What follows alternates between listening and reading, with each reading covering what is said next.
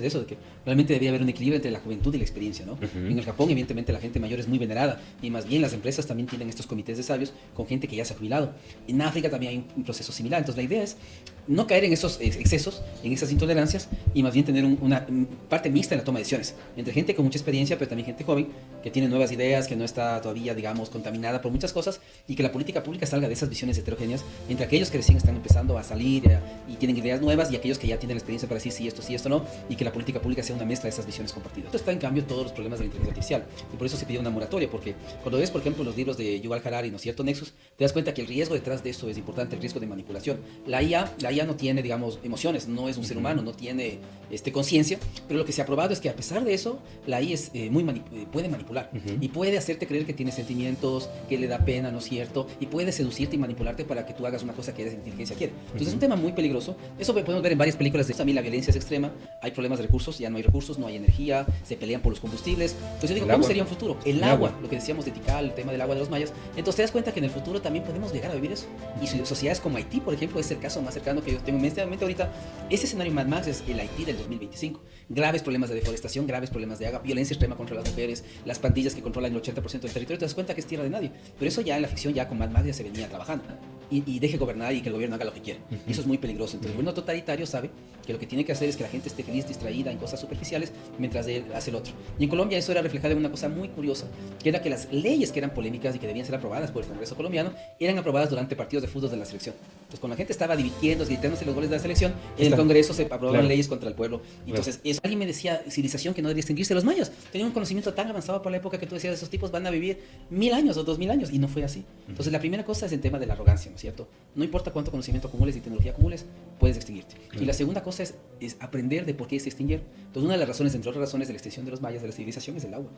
Y realmente es lo triste es que después de tanto tiempo, ¿no es cierto?, casi 2000 años de eso, hasta mil y pico, seguimos sin poder gestionar el agua. Seguimos con problemas de agua, seguimos derrochando el agua, y hay 1000 millones de personas en el planeta que no tienen acceso al agua. Y es más, cada vez más el tema del agua se vuelve un tema muy complejo por el tema de la erosión del suelo. Entonces lo más triste es que, viendo el ejemplo de Maya y estudiando a los mayas, no somos capaces de evitar que eso pase en el futuro, que es lo que te decía.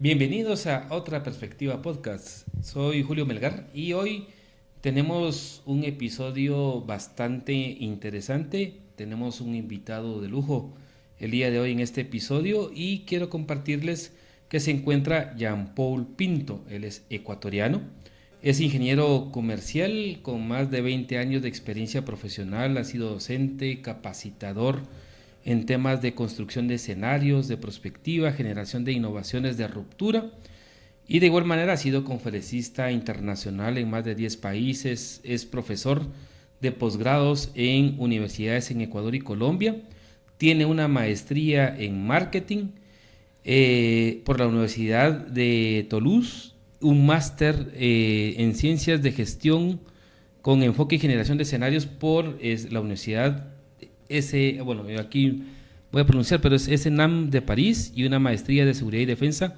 por el Instituto de Altos Estudios Nacionales de Ecuador. Es también doctor en administración por la Universidad del Valle y viene desarrollando un proceso de innovación en cuanto a la imaginación y materialización de productos y servicios de ruptura a través del uso de la ciencia ficción y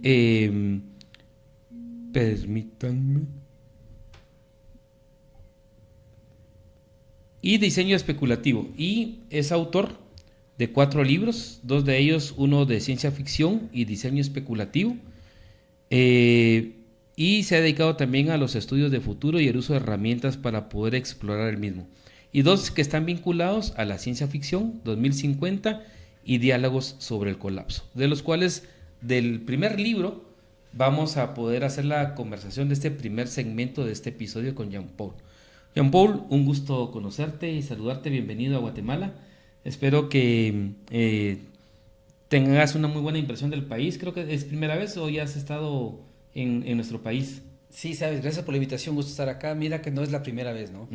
Y como digo en el libro de los diálogos del colapso, Era un sueño venir a Tikal, porque yo había leído el libro de Jared Diamond sobre el colapso de civilizaciones, y un ejemplo que él retoma es el de la civilización maya, de los mayas, de Tikal, del problema del agua. Entonces yo dije, desde que leí ese libro, digo, necesito venir a Guatemala, necesito estar en Tikal y ver de primera mano justamente el por qué una civilización tan avanzada, con tanto conocimiento, ¿no es cierto?, pudo colapsar, porque es un ejemplo muy bueno para nosotros. Pensamos que somos muy desarrollados, tenemos mucha tecnología, pero no nos damos cuenta que podemos colapsar por la misma razón porque los mayas colapsaron. Entonces es importante tomar esos ejemplos justamente para no repetirlos a futuro. Ah, qué bueno. Ah, bueno, pues qué interesante. Entonces, Jean Paul, entiendo que tu visita en esta ocasión también viene a que vas a presentar también este libro y también estás, digamos, en la parte de expertise, en la parte de seguridad, y también vas a otorgar una conferencia sobre esa dinámica en estos días, ¿verdad? Sí, sí, en estos días estamos trabajando en temas de inteligencia, estamos también con un observatorio para hacer los temas de un balance de política pública en seguridad, y también sobre un tema de generación de políticas públicas en general en base a la ficción como tal. Entonces la idea un poco es traer acá algunas experiencias de Ecuador sobre cómo se está manejando la inteligencia. Tenemos una nueva ley de inteligencia, los errores, las falencias, los vacíos. Lo otro es bueno hacer un balance de las políticas de seguridad del gobierno, porque realmente lo que vemos es que estamos intentando otros modelos que no son nuestros, que están mal adaptados y sin resultados, porque al final del año, cuando hagamos el balance de la tasa de emisiones por 100.000 habitantes, la tasa estará por encima de 40, ¿no? Inclusive, quién sabe, si 50. Entonces implica que por más que hagamos cosas ligadas a la mano dura, a la militarización, los resultados no acompañan, no están ahí. Entonces es importante debatir sobre eso, y al final también debatir sobre el tema de impacto de políticas públicas, ¿no? La relación entre prospectiva, estudios de futuro, y el tema de generación de políticas públicas efectivas. Entonces, y el lanzamiento del libro, ¿no?, que sería el miércoles a las 7 de la noche en Sofos. Entonces la idea un poco es presentar la primera novela, porque son dos novelas. La primera es 2050, que son esos 7 escenarios de cara al 2050. La otra, que son los diálogos del colapso del 2042, que es mi segunda novela. Y la otra premisa que traigo es que ya la tercera novela ya está, ya fue editada, que se llama Una utopía de la seguridad en el Ecuador, que es un resumen de estos 3 años. He hecho más de 150 entrevistas en medios locales e internacionales sobre el tema de seguridad. Entonces tomé 25, las sinteticé, y en formato de novela. En cambio está una refugiada palestina que va a Ecuador, que también trabaja en seguridad, y bueno, al principio el país era seguro, y de repente el país sale de las manos en muy poco tiempo, porque lo que hay que entender es que el problema de Ecuador es un problema muy, muy reciente, ¿no? Desde el 2021, la pandemia para acá, realmente en 3-4 años el tema se ha debilitado mucho y ha sido un desastre, porque realmente cuando yo trato de revisar lo que es la seguridad en el Ecuador, como esa pintura que tienes al fondo del Quetzal, yo digo, hay que coger la pintura del Triunfo de la Muerte. No sé si la conocen, le diría que la gente la busque, pero realmente eso, es la tragedia, no es del colapso absoluto de un país en temas de seguridad. Entonces la idea es traer algunos elementos acá a Guatemala para que ustedes puedan, digamos, saber qué no hacer y qué se debería hacer en función de un laboratorio de experimentación que es el Ecuador, que es el país más violento de la región. Claro, sí. Bueno, vamos dado la riqueza, Jean Paul, si quieres, primero también conversamos y compartamos un poquito tu libro, este libro de ficción de 2050. A mí me llamó mucho la atención. El fin de semana tuve acceso, que me compartió Andrés, el contenido como de los escenarios que planteas, te explicaba al inicio, ¿verdad? Entiendo ciertamente que es como un elemento de ficción, creo que comentas ahí las acciones o como los desafíos y los temores post pandemia, ¿verdad? Lo que nos dejó el tema del COVID, y marcas una serie de escenarios que yo creo que son importantes. Que nos compartas y que nos comentes, sobre todo porque más allá del tema de la ficción, también el 2050, yo lo he estado trabajando mucho en el podcast, y ahí fue donde yo conocí a Andrés, está marcado también el caso de Guatemala en otros países de transformación en su composición demográfica. Vienen nuevos desafíos, el elemento de la tecnología, la inteligencia artificial. O sea, sí te viene a marcar una serie de cambios y de choques que vamos a tener como sociedad. Pero bueno, vamos a la parte de la ficción y del libro. En este libro 2050, una aventura para 7 futuros posibles, marcas cabalmente 7 escenarios, 7 posibles futuros. Primero, cuéntame cómo es que surge el libro y cuál es el eje principal de la narrativa que presenta esta novela. Ya, durante la pandemia me contactó una entidad en Barranquilla, en Colombia, y me pidió una charla, una conferencia sobre el futuro de la humanidad, porque teníamos el tema del COVID, entonces había la inquietud interrogante de a dónde estábamos yendo, ¿no? Entonces yo di esa charla Y de ahí surgió el libro porque dije, bueno, si ya tengo estos 7 escenarios, creo que podría darle más contenido a la historia, al relato del PowerPoint que tenía. Y dije, le voy a poner personajes, una trama, una historia. Y ahí comenzó el libro. Entonces el libro surge de una charla que hice virtualmente hacia Colombia, hacia Barranquilla. Y dije, voy a crear el libro. Y de ahí, como ya tenía unos 7 escenarios que eran una lámina, al principio eran básicamente una lámina, dije, bueno, le puedo dar más contenido, más personajes, una trama a cada escenario. Y de ahí surgió la idea. Entonces, cada escenario es muy distinto, ¿no? El primero, por ejemplo, también está participando para un concurso de cuentos de Dubái. Hay un foro de futuros de Dubái que es en noviembre, donde estuve el año pasado, y este año estoy concursando para ver si puedo quedar entre los 3 primeros lugares. Entonces, el primer Solo tal vez antes de sí. que me marcaras antes de los escenarios, Ya. como hacerte una pregunta general, desde tu perspectiva, ¿qué cambió el COVID para la humanidad? ¿Y cuál, entre fortalezas, entre temores, o sea, efectivamente, qué vino a cambiarnos? Yo creo que la conclusión más importante que podemos hacer es que no cambió nada. Realmente fue una decepción porque ponte en el tema laboral. Yo pensaba que las compañías, las universidades iban a aprender mucho el tema COVID y seguramente iban a hacerse la pregunta, bueno, realmente la gente tiene que estar presencial todo el tiempo, las clases tienen que hacerse todos los días de 8 a 5 de la tarde o hay cosas que pueden ser virtuales. Yo creo que el gran problema que vemos es que el ser humano no está preparado para ninguna pandemia. Yo creo que este globo de ensayo que fue el COVID nos dio la pauta de que realmente si viene en el futuro una crisis más grave, seguramente puede poner en riesgo el futuro de la humanidad. ¿Por qué? Porque no somos disciplinados, no sabemos comportarnos y después de eso tampoco aprendemos de las crisis. Porque a diferencia de la isla de Pascua, por ejemplo, que Jared Diamond menciona, de los mayas que menciona, ellos no tenían, digamos, libros, videos donde se muestre por qué otras civilizaciones antes habían colapsado. O sea, no tenían, ellos fueron los primeros en colapsar. En cambio, nosotros tenemos mucha evidencia, mucha información de sociedades de colapso, pero a pesar de eso no estamos haciendo nada para no colapsar. Y más bien lo que yo pienso es que las mismas razones por las cuales ellos colapsaron, nosotros vamos a hacer, va a pasar lo mismo. Vamos a colapsar por la misma razón que los mayas colapsaron. Entonces, lo más triste del COVID, si quieres tú, es que a pesar de que sufrimos mucho confinamiento, muchos cambios y transformaciones, al final del día regresamos de la vida de antes. Entonces, significa que cuando hay una crisis más grave que la del COVID, lastimosamente vamos a estar en mucho riesgo. Ahora, en cuanto a los escenarios que estás marcando y que estabas anteriormente explicando, ¿cuál es el primero que marcas? Hay uno que está ahí diseñado que tiene que ver mucho con el tema tecnológico. ¿Cuál es la orientación de ese primer escenario? El primero siempre es un escenario un poco cliché, ¿no es cierto? Porque cuando le preguntamos a la gente cómo sería el futuro, la gente siempre piensa en alta tecnología. Entonces es un escenario hipertecnológico. Inclusive yo te diría que muy cercano a las corrientes del cyberpunk. El cyberpunk es una corriente, ¿no es cierto?, donde tienen sociedades del futuro altamente tecnificadas pero completamente deshumanizadas. Es decir, la tecnología no logra resolver los grandes problemas de la humanidad. Entonces estamos rodeados de mucha tecnología, pero en la parte social no hemos mejorado mucho y ese es el gran problema. Entonces el primer escenario es un escenario de alta tecnología, pero que tiene graves problemas sociales. Entonces es una crítica más bien a la tecnología, a los graves problemas de la humanidad y, como digo, tiene una corriente cyberpunk.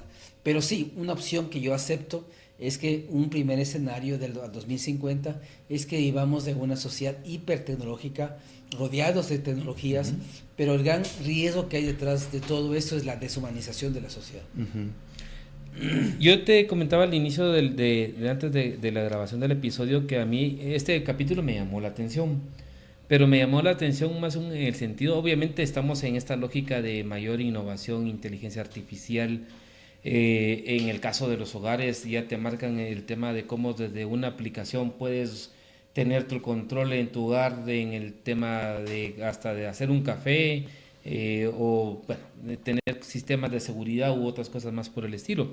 Pero yo te decía que yo recientemente por el tema familiar estuve en Canadá y me llamó la atención en que una de las últimas novedades que existían en los centros comerciales era en el stand de Tesla, pero no por los vehículos, sino por el tema de los humanoides, ¿verdad? Que de una u otra manera también están, digamos, hay industria que está avanzando en facilitar ya que uno pueda accesar a ese tipo de humanoides que faciliten, aparentemente que faciliten, pero que te puedan gobernar en un momento determinado.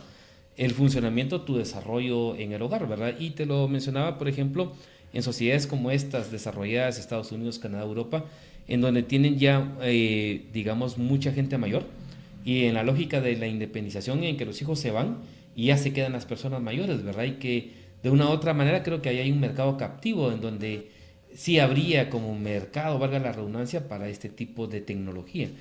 Eso de una u otra manera para nuestras sociedades, en nuestros países en América Latina es un poco más lejos, pero que te marca que sí es posible que vaya a profundizarse más la tecnología en la gobernanza en los hogares por esta lógica que va de apoyo, pero que de igual manera es control de la tecnología, de qué pensar, de qué quiere uno comer y cómo vamos en ese proceso de quienes manejen este tipo de inteligencia y aplicaciones a tener un control en los ciudadanos. Es que ahí, yo me acuerdo, hice una conferencia hace algún tiempo en una universidad en Guayaquil sobre las 12 palabras claves de la inteligencia artificial y había 7 que eran negativas y 5 eran positivas. Las positivas, claro, estaban ligadas a lo que tú dices, ¿no es cierto? El uso de ahí para gente con motricidad limitada, gente discapacitada, etcétera, personas de la tercera edad, porque claro, o sea, yo tengo una mamá que tiene 86 años y sería genial, a mí me encantaría que estemos en un futuro en el cual haya una inteligencia artificial que la acompañe a todas partes, que les lleve al banco, que les lleve al supermercado, que cargue las compras, ¿no es cierto?, que le haga acuerdo a las medicinas.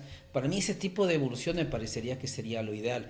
No sé si mi mamá lo va a llegar a ver, pero en el futuro yo esperaría que la gente que tiene discapacidades o que tiene una avanzada edad tenga eso de ahí. Pero detrás de eso está en cambio todos los problemas de la inteligencia artificial.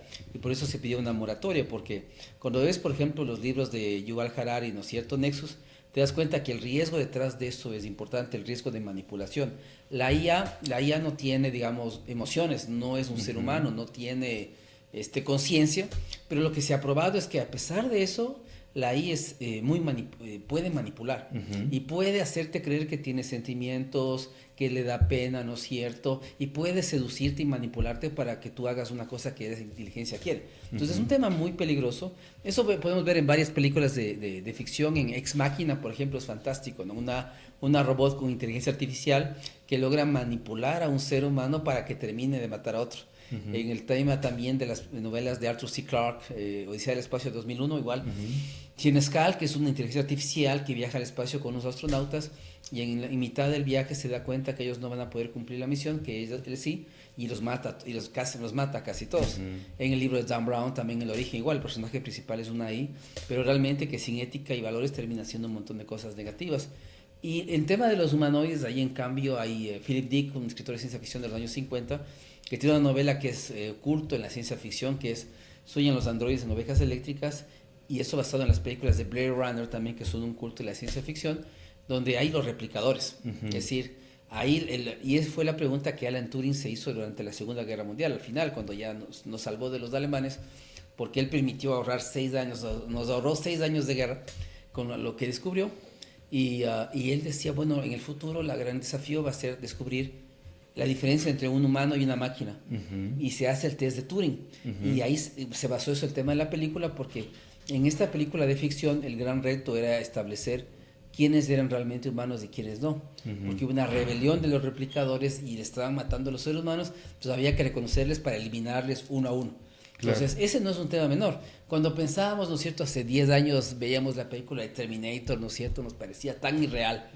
Pero con todos los avances de la IA ahora nos damos cuenta que estamos a las puertas de eso.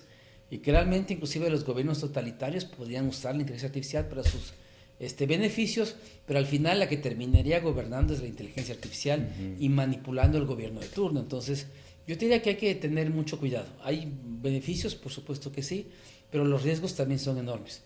Y eso que yo no me detengo en los errores de la seguridad. Cuando la AI es capaz de usar imágenes, voces, hacer videos que parecen reales, pero que son falsos. Pero en el futuro seguramente estaremos en la incapacidad de saber lo que es real y lo que no es real, lo que es mentira, lo que es verdadero. Entonces son realmente debates complejos, pero que si no controlamos puede salirse de las manos completamente, ¿no? Bueno, y luego el segundo sueño, el segundo escenario que planteas, le denominas el retroprogreso. ¿A qué se refiere cuando...? A mí me encanta eso, porque es lo que te digo, cuando el primero es el cliché de la tecnología.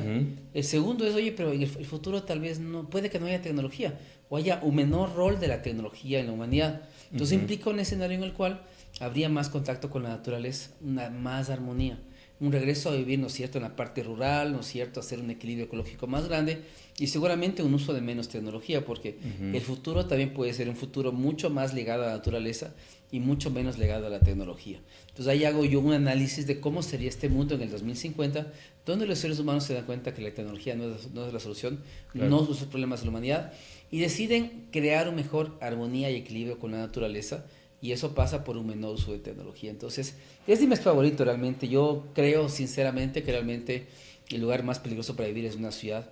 Tenía un amigo francés, Thierry Godin, que sacó un libro que se llama 2100, y él decía que el único animal que vive lejos de sus fuentes de alimentos son los seres humanos. Ningún animal en el mundo se da ese lujo. Todos los animales del mundo viven cerca de sus fuentes de alimentación. Solo el ser humano vive lejos. Y en la pandemia lo vimos. Claro. Si estábamos en un edificio y no había quien nos entregue la comida, estábamos muertos. Claro. O sea, terminamos en el canibalismo todos porque no había otra. Entonces ahí te das cuenta que el ser humano puede pensar que es muy racional, pero realmente es bastante irracional. Entonces en el segundo escenario planteo una puesta en tela de juicio de la tecnología y más bien una necesidad de entrar en más de equilibrio con la naturaleza. Ok. Y en el tercero vas a un escenario mucho más extremo, que es el que denominas el sueño de la destrucción y la violencia extrema. Ahí está muy basado en toda la saga del Mad Max, ¿no es cierto? Entonces, saga de películas impresionantes. Entonces, claro, a mí se me ocurría que en el futuro podría pasar un regreso, otro regreso, ¿no? Porque el otro progreso es un regreso, pero más armónico. Claro. El tercer sueño, en cambio, es una destrucción total. Un escenario del Mad Max, ¿no es cierto? Donde volvemos a formas de vida tribal, no hay Estado, no hay leyes, es la anarquía total, entonces cada uno sobrevive como puede. Entonces, y en ese tipo de futuros también la violencia es extrema, hay problemas de recursos, ya no hay recursos, no hay energía, se pelean por los combustibles. Entonces yo digo, ¿cómo sería un futuro? El agua, lo que decíamos de Tikal, el tema del agua de los mayas. Entonces te das cuenta que en el futuro también podemos llegar a vivir eso. Y sociedades como Haití, por ejemplo, es el caso más cercano que yo tengo en mente ahorita. Ese escenario Mad Max es el Haití del 2025. Graves problemas de deforestación, graves problemas de agua, violencia extrema contra las mujeres, las pandillas que controlan el 80% del territorio. Te das cuenta que es tierra de nadie. Pero eso ya en la ficción, ya con Mad Max ya se venía trabajando. Entonces este es un escenario realmente extremo y que parece ficción, pero ya dentro de 10, 15 años puede ser una realidad para varios países de la región, incluido Ecuador, como te digo. Ok. Y el cuarto escenario que estás marcando ahí lo denominas manipulación en un futuro totalitario. Claro, ese es un poco, ahí me anticipé un poquito al libro de Yuval Harari en Nexus, porque en el Nexus básicamente se trata de eso, es decir, el uso de inteligencia artificial, de las fake news para controlar la población. Y la novela de ficción que yo usé dos, en un libro, que es una película también que es 1984, la obra de George Orwell que escribió en 1948, donde justamente sienta las bases del Gran Hermano, del tema de la videovigilancia. Y yo digo, el eslogan del libro y de la película es lo que vive Latinoamérica. En ese tiempo yo vivía en Colombia y decía, esto es Colombia 2018. ¿Y por qué? Porque el eslogan, dos de los tres eslogans del libro, ¿cuáles son? Primeramente, la ignorancia es la fuerza, y segundo, la guerra es la paz. Entonces en Colombia en ese rato le vendías la idea a través de Uribe que realmente la única solución para darle paz al país era yendo a la guerra y que la guerra iba a permitir la paz, lo cual resulta medio extraño.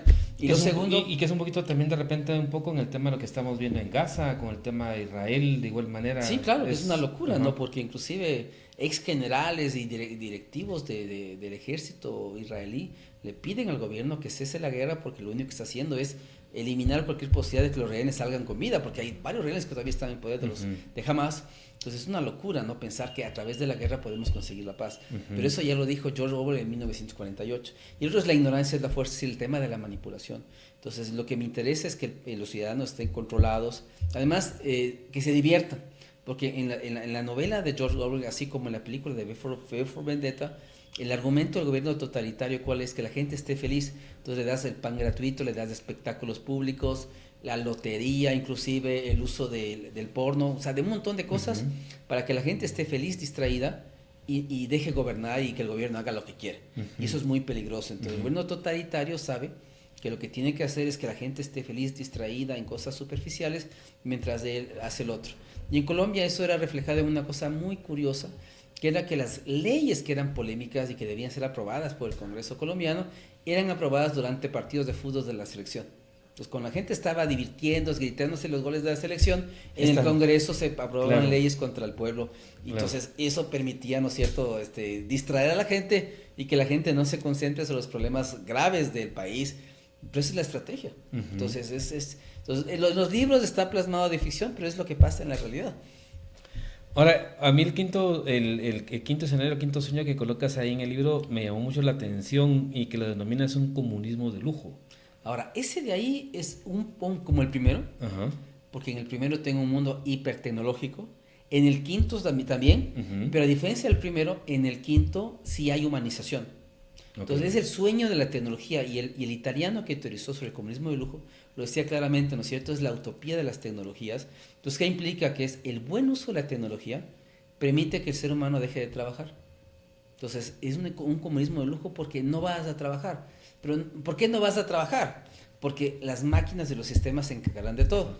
¿Y tú qué vas a poder hacer? Es lo que yo siempre digo. A mí me encantaría vivir solamente lo que hago, o sea, dar charlas, conferencias, escribir libros y nada más, y no trabajar. Pero ¿por qué no trabajaría? Porque los sistemas se ocupan de todo. Entonces eso para mí es la utopía que yo quisiera vivir de aquí hasta que yo muera. Es decir, no voy a volver a trabajar, no voy a hacer nada y las máquinas harán todo por mí y yo me voy a dedicar a lo que más me gusta. Entonces si te gusta cantar, vas a cantar. Y ahí haces el Si gusta equilibrio, pintar, haces el equilibrio entre la productividad y la y el eficiencia placer y el trabajo. y el hedonismo, ¿no es cierto? El placer. Ajá. Entonces, una sociedad es como la sociedad francesa. Los franceses tienen a veces hasta 2 meses de vacaciones al año. Aquí estamos de la medida norteamericana de tienes 15 días y peleando.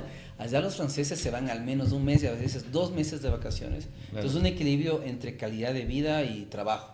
Pero como te digo, el comunismo de lujo te plantea un edificio muy interesante que es si en el futuro las nuevas tecnologías van a permitir que el trabajo se elimine, entonces vamos a eliminar el trabajo, estas frases de conocedor de tu frente, que no sé qué, vacaciones merecidas, porque nadie va a trabajar y el ser humano tendrá que dedicarse a lo que más le gusta. Ahora, la gran pregunta que Harari hace sobre eso es, si el hombre no trabaja, ¿quién le va a mantener al hombre? Claro. ¿A quién nos va a mantener a todos? Claro. Y eso también es interesante porque ¿cómo vas a mantener a miles de millones de personas? Entonces, algunos autores sostienen que lo que tiene que pasar es que conforme vas automatizando una compañía, generas un impuesto que la compañía tiene que pagar y ese impuesto va a la gente para que pueda tener un ingreso para que pueda vivir. Eso se conoce como la renta básica universal. Claro. Y en la pandemia la CEPAL sí lo propuso. Dijo, el gran reto que tenemos en la pandemia hubiera sido un ingreso mínimo, una renta básica universal. Entonces, las familias no salen, no pueden ir a trabajar, les pasamos un ingreso para que puedan sobrevivir y eso es un poco detrás de los conceptos de comunismo de lujo. Pero como te digo, eso está escrito en libros de ficción del siglo XIX. La renta básica universal no fue un concepto creado después de la pandemia, claro, sino es un concepto muy antiguo, sí, pero es interesante en el sentido de que el ser humano se libraría de la parte tediosa del trabajo y se dedicaría a hacer lo que más le gusta porque los sistemas se ocuparían de todo. Claro, y que está un poquito también basado esta lógica de ideas en la parte del sistema nórdico, ¿no? Que de una u otra manera también, sí, claro, entonces, con un poco de mayor equilibrio en cuanto al tema rendimiento, eficacia de trabajo y también goce de derechos. Es que si tú me preguntas a mí, los ejemplos que debimos haber seguido desde el comienzo son los estados de bienestar de los países nórdicos, ¿no? Suecia, Dinamarca, creo que son ejemplos claros de que realmente cuando la plata pública se invierte bien, la gente vive mejor. Y cuando ves los índices de felicidad a nivel mundial, los países más felices del mundo están ahí. Claro. No están en Estados Unidos, no están en Latinoamérica, están en los países nórdicos. Entonces, es impresionante. En todos los rankings internacionales, los países nórdicos están primeros. En el índice de fragilidad de los estados, el índice de paz global, el índice de felicidad, los nórdicos siempre están primeros. Entonces, es la creación de estas sociedades de felicidad, donde tú no tienes problema en que el 50% de tu salario vaya al Estado. Claro. Pero la educación es gratuita, la salud es gratuita, claro, y las cosas funcionan bien. Entonces yo digo, yo estaría feliz porque yo en Francia lo viví. O sea, ahí recuerdo cuando ibas a un hospital, a una clínica y pagabas del servicio de salud que es público, no pagabas nada. O sea, la gente no entendía por qué ibas tú a pagar algo si ya a través de tus impuestos está pagado. Claro. Entonces no había una caja, no había una persona con un datáfono pidiendo un pago. Eso les resulta a ellos difícil de creer cómo funciona en los países que están más ligados a los Estados Unidos. Y que hoy también esos sistemas están cuestionados, ¿verdad? Están también en un tema de crisis. Pero bueno, el penúltimo escenario que tienes ahí lo denominas el sexto sueño como juventud y virtualidad.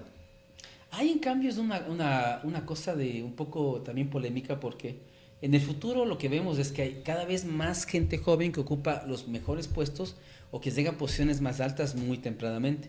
Y eso algún rato lo que podría pasar es que se estigmatice a la gente que tiene ya más de 60 o 70 años o más de 50 años. Entonces, evidentemente, ese escenario implica un tema de que la juventud, ¿no es cierto?, harta de que nuestra generación no haya solucionado nada y no haya podido hacer nada, nos deja a un lado, nos estigmatiza, nos saca completamente y ellos se hacen cargo de todo, que sería otra opción. Si los jóvenes dicen, ustedes no pueden hacer nada, no pueden, son corruptos, no son ineficaces, nosotros lo vamos a hacer. Entonces, en este sueño, en cambio, la gente mayor, la gente de más de 50 años es estigmatizada, sale de la sociedad y evidentemente sufre un futuro muy, digamos, muy violento y sobre todo muy deshumanizado, ¿no? Entonces, es la apuesta por los jóvenes, pero sacando a los más antiguos para ellos hacerse cargo de la humanidad. Bueno, aunque este último, digamos, no está muy alejado del tema de la realidad también de lo que está pasando en nuestras sociedades, aún con modelos desiguales, ¿verdad? No es lo mismo, por ejemplo, los países desarrollados, Europa, a lo que estamos viviendo aquí en Latinoamérica. Porque al igual, por ejemplo, en el caso de Guatemala, como lo comentaba antes de que iniciáramos la grabación, cabalmente el 2050 yo lo he marcado en función al tema de la reducción del bono demográfico. Aquí nos estamos quedando sin niños y jóvenes, estamos marcados en un lapso de 25 años. En este lapso de 25 años a 2050 son los jóvenes los que tienen la tarea de básicamente llevar el país. Y son ellos los que van a llevar el anda, y ya sea que logran saltar al desarrollo o son los que van a conllevarnos a que el país realmente llegue a condiciones de un país fallido, ¿verdad? Que algunos lo han denominado. Y yo sí apuesto, por ejemplo, a veces, fíjate, Jean-Paul, en el tema de que son precisamente los jóvenes, pero con formación, que hay un poco ahí es el tema, con formación, con una visión más democrática, pero resulta ser que en los estudios hoy los jóvenes son los que tienen mayor tendencia al autoritarismo que a conductas democráticas, son los que deberían de mantener ese rescate de nuestras sociedades. Y con obviamente un tema de equilibrio, en el caso nuestro, por la cultura, toda la civilización maya tiene mucho referente al tema de escuchar a los abuelos, cosa que a veces no ocurre, ¿verdad? O sea, como tú dices, sacas de tajada los de 50 para arriba y volvemos otra vez a cometer los errores. Es un tema relativamente así como muy complejo en el sentido de cómo mantenemos ese equilibrio para que efectivamente nuestros países puedan tener un futuro. Es que eso es lo que el sueño lo que dice de eso, de que realmente debería haber un equilibrio entre la juventud y la experiencia, ¿no? En el Japón, evidentemente, la gente mayor es muy venerada y más bien las empresas también tienen estos comités de sabios con gente que ya se ha jubilado. En África también hay un proceso similar. Entonces, la idea es no caer en esos excesos, en esas intolerancias y más bien tener una parte mixta en la toma de decisiones entre gente con mucha experiencia, pero también gente joven que tiene nuevas ideas, que no está todavía, digamos, contaminada por muchas cosas, y que la política pública salga de esas visiones heterogéneas entre aquellos que recién están empezando a salir y tienen ideas nuevas y aquellos que ya tienen la experiencia para decir sí, esto no, y que la política pública sea una mezcla de esas visiones compartidas, ¿no? Correcto. Y el último escenario que planteas o sueño es el que le denominas el triunfo del humanismo. Ahí, bueno, lo que quería yo plasmar era la sociedad utópica, ¿no es cierto? Hay una ceremonia especial ahí, que alguna gente la reconocerá, otra gente no la reconocerá. Entonces hay una ceremonia especial que se hace, pero entonces la persona tiene que demostrar que realmente ha hecho algo bueno por la humanidad y tiene que pasar unas pruebas y además tiene que mostrar evidencias de que durante este tiempo ha hecho algo bueno por los demás en la parte profesional y personal. Entonces la idea un poco es eso, ¿no es cierto? El concepto detrás de la trascendencia, es decir, no sabemos si el paraíso existe, si después de esta vida hay algo más, nadie lo sabe. Simplemente las religiones han usado esto, ¿no es cierto?, para que la gente esté más tranquila y poder controlar a la gente y decirle, no te preocupes, el día que te mueres, no te preocupes que allá hay un paraíso, ¿no es cierto? Los árabes dicen, no te preocupes, hay un paraíso y 12 vírgenes te van a esperar, pero eso nadie lo sabe, ¿sí? Entonces, pero ¿eso qué implica? Que no importa lo que haya después, lo importante es cómo tú te comportes en esta vida terrenal, qué tan bueno hayas sido con los demás. Y los egipcios lo entendieron desde hace más de 2000 años. Cuando tú ves el libro de los muertos de los egipcios, ese libro no es para los muertos, ese libro es para los vivos. Porque dicen claramente que cuando llegas al juicio final, ¿no es cierto? Y llegas delante de Osiris, ¿no es cierto? Y está este animal impresionante que es Amit, que tiene, ¿no es cierto?, la cabeza de cocodrilo, tiene las patas superiores de hipopótamo y las partes traseras de león. Dice, si no quieres que él te devore, necesitas haber hecho tantas cosas buenas durante tu vida para que tu corazón pese menos que una pluma, la pluma de Mat. Entonces, hay una balanza en el juicio final. Pon en tu corazón, que era realmente el órgano, digamos, que los egipcios le daban mayor valor, el corazón, y al lado una pluma. Y solamente si la pluma, ¿no es cierto?, era más pesada que el corazón, tú te salvabas. Porque significaba, ¿no es cierto?, que tú habías sido tan bueno en tu vida terrenal, habías hecho cosas tan buenas que merecías ir al paraíso. Entonces, mira, un concepto súper útil. Y el libro de los muertos trata eso, es decir, durante tu vida tú tienes que haber demostrado que fuiste bueno con los demás, que hiciste cosas buenas, que no fuiste malo. Y si hay algo, habrá el paraíso. Y si no hay, no importa, porque durante toda tu vida fuiste una buena persona, ayudaste a los demás en tu trabajo, en tu familia, etcétera. Fuiste un buen ser humano, ¿sí? Pero a pesar de eso, me acuerdo ahorita, otro libro que te puedo sugerir es el de Jared Diamond sobre las crisis, donde él dice que lastimosamente el gran problema que tenemos es que no necesariamente las buenas personas tienen como recompensa buenas cosas. Los malos también pueden acceder a eso a pesar de que sean malos. O sea, no necesariamente a los buenos les pasan cosas buenas todo el tiempo y no necesariamente a los malos les pasan cosas malas todo el tiempo. A los malos también les pasan cosas súper buenas y tú dices, ¿cuál es esa injusticia? Nadie lo sabe, pero ese es uno de los misterios de la vida. Entonces, en ese último sueño, la idea es que la persona realmente demuestre que realmente puede ascender, puede trascender, irse a otro plano superior, pero siempre y cuando que demuestre que ha sido un buen ser humano y que ha pasado pruebas, claro, y muestra evidencias de que realmente, por eso el triunfo del humanismo, porque implica que la persona dice, oye, yo he sido un buen ser humano, puedo ascender, puedo subir de categoría o de lo que sea, y aquí están las pruebas de todo lo que he hecho por los demás, por mi familia, por mis amigos, por mis compañeros de trabajo, por la sociedad en general. Entonces soy un buen ser humano. Y ese también es otra utopía que tengo yo. O sea, me encantaría que, como dice el eslogan, los buenos seamos más, claro, y que podamos hacer cosas buenas, pero como seres humanos un poco nos empeñamos más bien en todo lo contrario, en ponerle pie a nuestros compañeros de la oficina, en hacer cosas con la familia, ¿no es cierto?, en ser malos hijos, etcétera, en lugar de hacer el bien. Entonces, eso no sé, por eso digo que Daniel Kahneman en su libro Pensar rápido, pensar lento tiene la razón. Los seres humanos pensamos, somos racionales, nuestro ego, nuestra arrogancia nos hace creer eso, pero realmente no somos tan racionales como pensamos.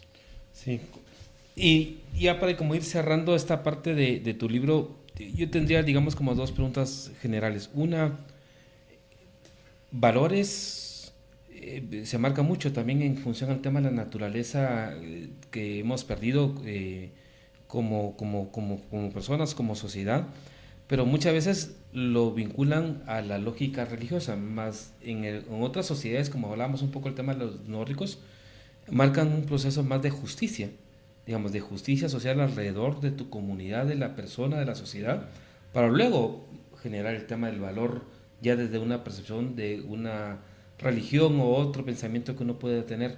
En este escenario que marcas hacia el 2050, con todos estos elementos que indicaste de la inteligencia artificial, de la tecnología, de la manipulación, ¿cuál crees que debería ser como el factor para que gane el humanismo con un equilibrio de ciudadanos que sean mucho más conscientes a la realidad que nos enfrentamos día a día? Lo que es fundamental es la tolerancia, ¿no? El gran problema de las religiones monoteístas es la intolerancia. Cuando los musulmanes, los católicos dicen, no, el único Dios verdadero que existe es el mío, no es el tuyo. Entonces yo recuerdo en el libro de Yuval Harari decían, los cristianos iban, ¿no es cierto?, a las cruzadas y decían, no, yo voy a defender, ¿no es cierto?, mi religión que es la única y voy a cazar a los infieles. Y los musulmanes decían, no, es que tenemos que hacer respetar a Alá, ¿no es cierto?, Él es el único Dios y voy a cazar a los infieles que son estos católicos. Y uno decía, bueno, ¿y quién tiene la razón? Y el gran problema que había detrás de eso era justamente eso, ¿no es cierto?, el tema de la intolerancia. Entonces, de acuerdo a tu pregunta, yo te diría que los países que no tienen así religiones muy marcadas están muy enfatizadas en el tema de la tolerancia, de ser muy tolerantes, de ser justamente comprensivos, flexibles con otro tipo de pensamientos y culturas, y eso hace que evidentemente las cosas funcionen, ¿no? Como decía, el año pasado yo estuve en Dubái y lo que me llamó la atención es que es como en el metro en París, ¿no? A veces la gente dice, se va a subir al metro y piensa que todos son rubios de ojos azules, y ahí hay una mezcla de razas y culturas, y en Dubái es impresionante, uno puede ver realmente un montón de culturas asiáticas, latinas, de europeas, y todas conviven en armonía, porque también hay ese cuco de la extrema derecha también que quiere hacer creer que el extranjero, ¿no es cierto?, el extraño es la amenaza, pero en sociedades como la de Dubái, por ejemplo, funciona perfectamente y las tasas de seguridad, de criminalidad son bajas, ¿no? Claro. Y finalmente, en la parte inicial hablabas de la civilización maya, en esta lógica del escenario entre novela y realidad. ¿Tú qué valor le das o qué elementos deberíamos de entender de lo que pasó con la civilización maya y poder tenerlo como un referente a no cometer esos errores hacia lo que viene a futuro? Ya. Es que mira, la enseñanza de los mayas es que no importa qué tan avanzado seas como civilización, cuántos conocimientos tengas en astronomía, ¿no es cierto?, en diferentes cosas, puedes extinguirte. Puedes acabar y tener una vida finita. Y es un primer enseñanza importante, porque si alguien me decía civilización que no debería extinguirse, los mayas tenían un conocimiento tan avanzado por la época que tú decías, esos tipos van a vivir 1000 años o 2000 años, y no fue así. Entonces la primera cosa es el tema de la arrogancia, ¿no es cierto? No importa cuánto conocimiento acumules y tecnología acumules, puedes extinguirte. Claro. Y la segunda cosa es aprender de por qué se extinguieron. Entonces, una de las razones, entre otras razones, de la extinción de los mayas, de la civilización, es el agua. Y realmente lo triste es que después de tanto tiempo, ¿no es cierto?, casi 2000 años de eso, hasta mil y pico, seguimos sin poder gestionar el agua. Seguimos con problemas de agua, seguimos derrochando el agua, y hay 1.000 millones de personas en el planeta que no tienen acceso al agua. Y es más, cada vez más el tema del agua se vuelve un tema muy complejo por el tema de la erosión del suelo. Entonces, lo más triste es que, viendo el ejemplo de Maya y estudiando a los mayas, no somos capaces de evitar que eso pase en el futuro. Es lo que te decía. Cuando tú estudias los casos de sociedades de colapso, que sean los mayas, la isla de Pascua, que la isla de Pascua también es interesante, te das cuenta que las razones por las cuales vamos a extinguir son las mismas por las cuales ellos se extinguieron. La isla de Pascua, igual, la deforestación absoluta. Entonces, Jared Diamond decía, pero ¿qué habrán pensado estos tipos cuando talaron el último árbol que les quedaba en la isla? Y además, como es una isla tan extrema, que queda unas 5 horas de avión de Santiago de Chile, él decía, nadie les iba a salvar. O sea, es tan extremo como ubicación geográfica que no había chance de que alguien les vaya a salvar. Y lo mismo pasa con nosotros, estamos tan lejos de otros planetas, de civilizaciones que pueden extinguir, que nadie nos va a salvar, pero no estamos conscientes de eso, y a pesar de eso destruimos por completo los ecosistemas, el agua, el cambio climático, y realmente lo que va a pasar es que realmente el planeta va a seguir existiendo, pero el ser humano seguramente se va a extinguir, y debería extinguirse, porque no se entiende cómo una persona que tiene un hábitat, el único que le queda, hace todo para extinguir ese hábitat. O sea, realmente no, es una persona racional e inteligente, un animal racional e inteligente no lo haría. Correcto. Bueno, Jean-Paul, te agradezco por esta conversación con relación a este libro 2050, una aventura para 7 futuros posibles, y que lo vas a presentar aquí en el país. Vamos a colocarlo aquí en la indicación, el tema del libro, para que también lo puedan buscar, y vamos a realizar una segunda parte para que entremos a hablar ya un poco sobre la realidad del Ecuador y cómo está el Ecuador ahorita en su dinámica que mencionabas al inicio del tema de la seguridad. Así que síganos y escúchenos en el siguiente episodio de Otra Perspectiva Podcast.